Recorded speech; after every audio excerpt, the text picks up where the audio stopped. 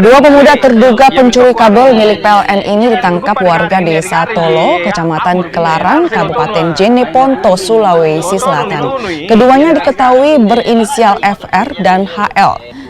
Dan sempat nyaris dihakimi warga usai melancarkan aksinya di siang hari. Modus pelaku memakai baju pekerja lapangan PLN dan membawa mobil bak terbuka dengan peralatan berlogo PLN. Aksi pelaku terbongkar setelah diketahui petugas PLN yang asli. Keduanya pun langsung dibawa ke kantor polisi untuk pemeriksaan lebih lanjut.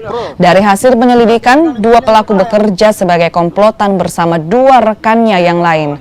Kedua rekan pelaku kini dalam pengejaran polisi. Sebanyak 4 orang, di mana kronologi penangkapan para pelaku yaitu pada saat pelaku melaksanakan aksinya di Tolo, mereka ini dipergoki oleh salah satu warga yang juga warga tersebut adalah pegawai PT PLN Kabupaten Jeneponto.